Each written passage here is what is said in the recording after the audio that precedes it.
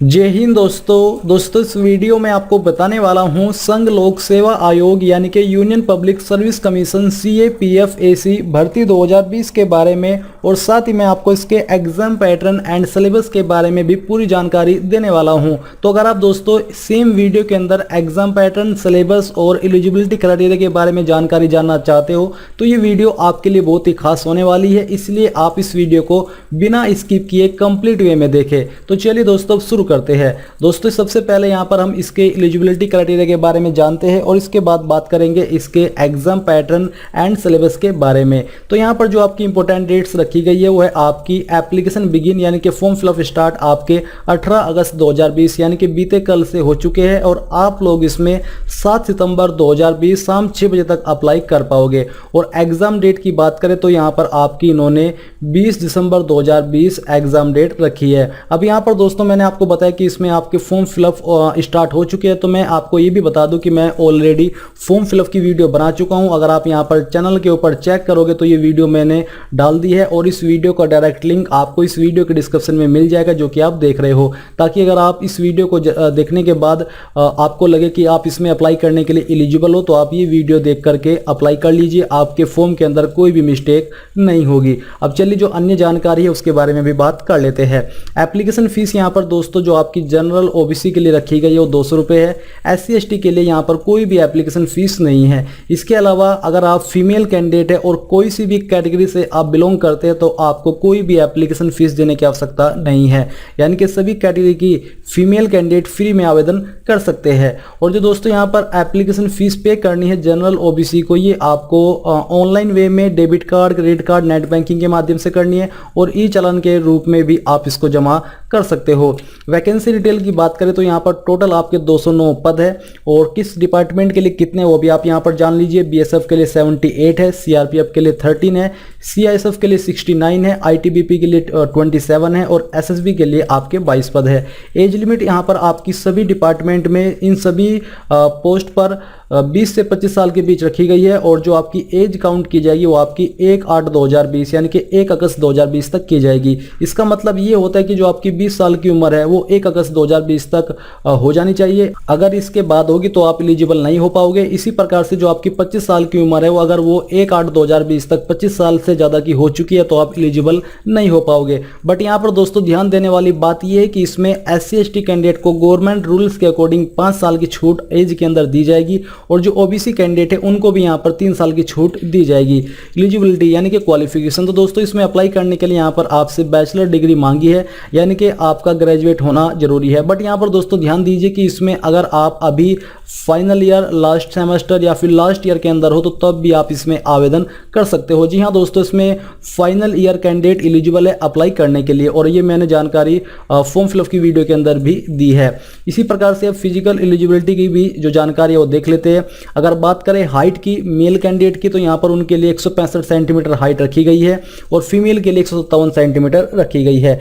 Chest यहाँ पर mail के लिए 81 बिना फुलाई और 86 फुला करके हो जानी चाहिए, जिसमें कि 5 सेंटीमीटर का फुलाव जरूर रूप से होना चाहिए। फीमेल की चेस्ट का माप नहीं लिया जाएगा। फिर दोस्तों यहाँ पर आपकी 100 मीटर की रेस होगी। इसके लिए मेल कैंडिडेट को 16 सेकंड का समय दिया जाएगा और फीमेल कैंडिडेट को 18 सेकंड का समय दिया जाएगा। 800 मीटर की रेस होगी। इसमें यहाँ पर मेल कैंडिडेट को 3 मिनट 45 सेकंड का समय दिया जाएगा और फीमेल को 4 मिनट 45 सेकंड का समय दिया जाएगा। लॉन्ग जंप भी होगा आपको, जिसके लिए मेल कैंडिडेट को 3.5 मीटर का लॉन्ग जंप करना है और फीमेल को 3 मीटर का करना है। शॉर्ट पुट होगा यहाँ पर 7.26 kg का, जिसमें कि मेल को 4.5 मीटर करना होगा और फीमेल के लिए शॉर्ट पुट नहीं होगा। अभी आपने एलिजिबिलिटी की कंप्लीट जानकारी जान ली है। अब बात कर लेते हैं इसके एग्जाम पैटर्न और सिलेबस के बारे में। तो यहाँ पर दोस्तों अभी जो आप वीडियो में देख पा रहे हो ये आपका ऑफिशियल नोटिफिकेशन है। इसी ऑफिशियल नोटिफिकेशन में अगर आप यहाँ पर आओगे तो सबसे पहले तो जो मैंने वैकेंसी डिटेल बताई है वो कंफर्म कर लीजिए। फिर यहाँ पर दोस्तों आपको जानने को मिलेगा कि कहाँ पर आपका एग्जाम सेंटर रहने वाला है। तो यहाँ पर सेंटर ऑफ एग्जामिनेशन जितनी भी जगह यहाँ पर आपके सामने दी जा रही है इन्हीं जगह पर आपका एग्जाम होगा। अब चाहे आप इस फॉर्म को इंडिया के किसी भी डिस्ट्रिक्ट, स्टेट या फिर सिटी से भर रहे हो, बट आपको इन्हीं एक जगह में से अपना एग्जाम सेंटर चूज करना होगा और इन्हीं पर अपना एग्जाम देना होगा। अब यहाँ पर नीचे आते हैं और बात कर लेते हैं इसके जो एग्जाम पैटर्न है या फिर सिलेक्शन प्रोसेस है इसके बारे में। तो चलिए मैं थोड़ा सा आपको नीचे लेकर के आता हूं और दिखाता हूं यहां से कंप्लीट जानकारी। तो आप अपेंडिक्स फर्स्ट के अंदर देख सकते हो selection procedure scheme and syllabus of the examination. तो यहां पर दोस्तों सिलेक्शन प्रोसीड्यूर में जो बात की गई है इसमें बोला है कि written examination, the written examination to be conducted by the यानी कि UPSC will be held on 20 December 2020 and will comprise 2 papers, यानी कि जो आपका रिटन एग्जाम होगा ये 2 पेपर्स के अंदर होगा। Paper 1 will be held 10 AM to 12 noon, यानी कि इसके लिए आपको 2 घंटे का समय दिया जाएगा। सुबह 10 बजे स्टार्ट होगा और दोपहर 12 बजे तक चलेगा। और जो आपका पेपर 2 है ये आपका 2 बजे से लेकर 5 बजे तक के होगा और ये आपका सेम डे के अंदर ही होगा। मैं आपको फिर से बता दूं कि आपका 20 दिसंबर को एग्जाम होगा। एग्जाम में जो आपका है उसके अंदर 2 पेपर होंगे।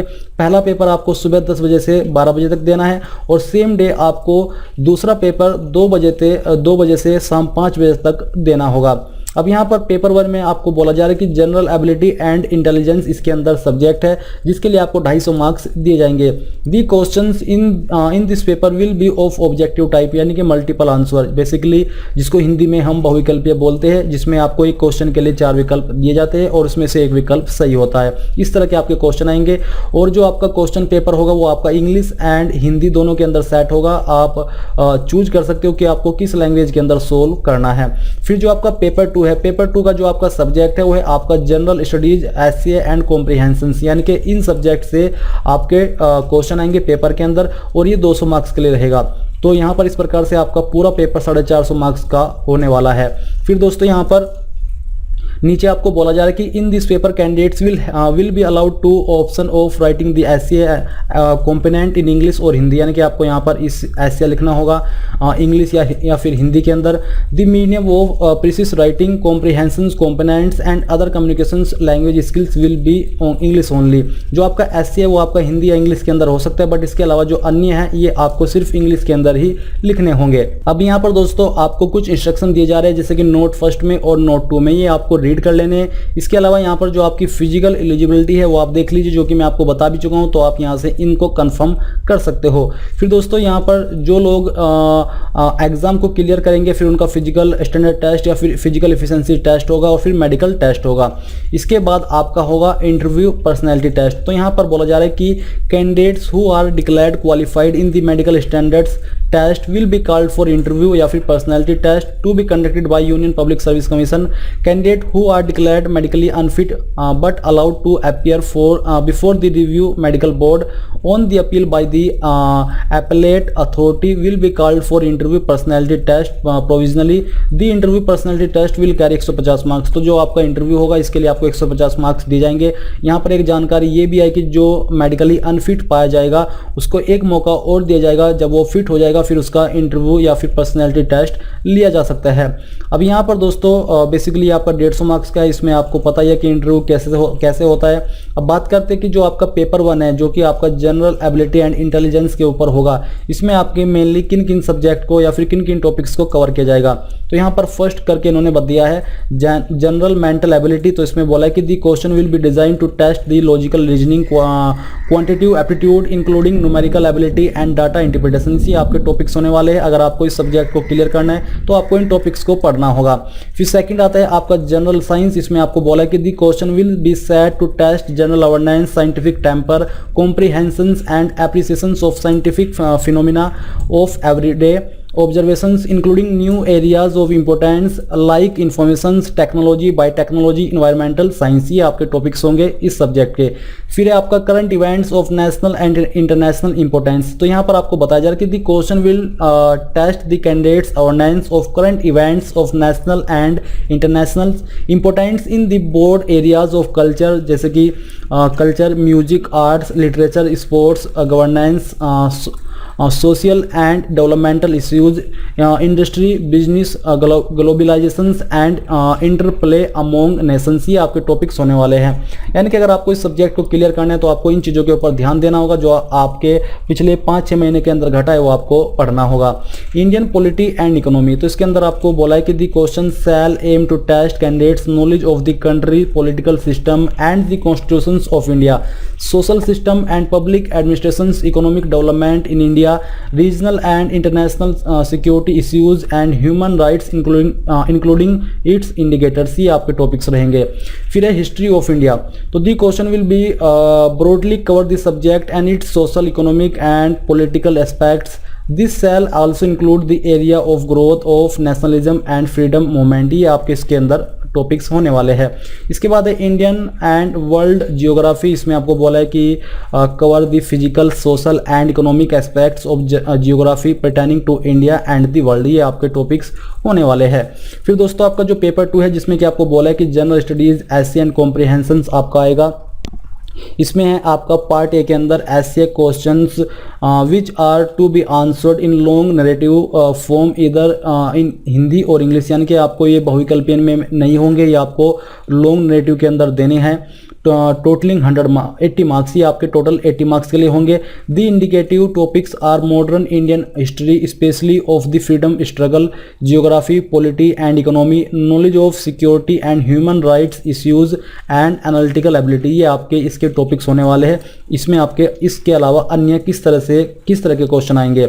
फिर है part B, comprehension, precis writing, other communications language skill to be attempt in English only, ये आपको सिर्फ इंग्लिश के अंदर ही आंसर करने, ऊपर में आप हिंदी या इंग्लिश या कोई भी एक वे चूज कर सकते हो, बट पार्ट बी चाहे आप हिंदी में दे रहे हो चाहे इंग्लिश में दे रहे हो, आपको इंग्लिश के अंदर ही देना होगा। इसमें आपके 120 मार्क्स के लिए रहेगा ये। The topics are comprehension, passage, precis writing, developing counter argument, simple grammar and other aspects of language testing, ये आपका इसमें टेस्ट किया जाएगा। अब दोस्तों यहाँ पर मैंने आपको एग्जाम पैटर्न एंड सिलेबस के बारे में कंप्लीट जानकारी दी है, और अगर आपका कहीं पर कुछ डाउट है एग्जाम पैटर्न एंड सिलेबस को लेकर के तो आप मुझे कमेंट करके पूछ सकते हो, या फिर आपका कोई भी सुझाव है वो भी आप मुझे कमेंट के माध्यम से दे सकते हो। इसके अलावा अगर आपको ये वीडियो अच्छी लगी है तो प्लीज़ उस वीडियो को लाइक, शेयर, और अगर आप इसमें एलिजिबल पाए गए हो तो आप इस वीडियो को वॉच करके अप्लाई कर लीजिए। इसमें आपको कंप्लीट प्रोसेस मिलेगा, कोई भी प्रॉब्लम आपके सामने फॉर्म भरते समय नहीं आएगी। अगर आएगी तो कमेंट करके पूछ लेना, आपको बहुत जल्दी रिप्लाई मिल जाएगा। तो एक बार फिर से मैं आपसे बस यही कहना चाहूँगा कि प्लीज़ उस वीडियो को लाइक, शेयर और साथ ही साथ आपके अपने यूट्यूब चैनल ज्ञानदेव होस्ट को सब्सक्राइब कर ले, और सब्सक्राइब करने के बाद बेल के आइकन को दबा दे ताकि आपको आगे आने वाली वीडियोस के नोटिफिकेशन सबसे पहले मिल पाए। जय हिंद दोस्तों।